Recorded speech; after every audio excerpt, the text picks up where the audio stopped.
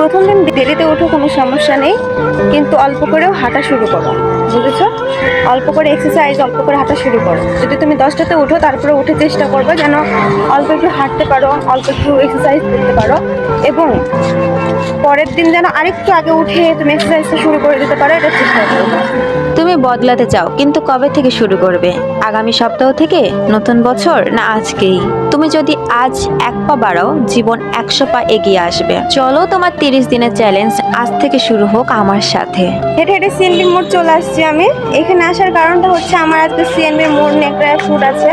কয়েকটা শ্যুটই করবো আজকে, যেহেতু ফাঁকা টাইম শুক্রবার, তাই ভাবছি যে আজকে বেশ কয়েকটা শ্যুট করে নেবো। প্রতিদিন সকালে একটা প্রশ্ন জাগে, জীবন কি আসলেই বদলানো যায়? যদি বদলানো যায়, তাহলে আমি কেন এই জায়গায় ঘুরে ঘুরে হোঁচট খাচ্ছি? জীবনে সবাই চাই বদল আসুক, কিন্তু খুব কম মানুষ আছে যারা নিজেদের বদলাতে প্রস্তুত। কারণ বদল মানে স্যাক্রিফাইস, বদল মানে আরাম থেকে বেরিয়ে এসে কষ্টের মুখোমুখি হওয়া। আমরা প্রায় সবাই বলি, ঠিক আছে কাল থেকে শুরু করব, কিন্তু জানো, কাল বলতে কিছুই নেই। সবকিছু শুরু আজ থেকেই। আজ থেকেই শুরু হোক আমাদের 30 দিনের যাত্রা, যেখানে প্রতিদিন আমরা শিখবো এক একটা ছোট বিষয়, যেগুলো ধীরে ধীরে তোমার চিন্তা, অভ্যাস, এমনকি ভবিষ্যৎ পর্যন্ত বদলে দিতে পারে। কিন্তু মনে রেখো, আমি শুধু তোমার পাশে থাকবো, পথ দেখাবো। হাঁটতে হবে তোমাকেই। একটা খাতা নাও এবং একটি দুঃখ লিখো যেটা তুমি বদলাতে চাও।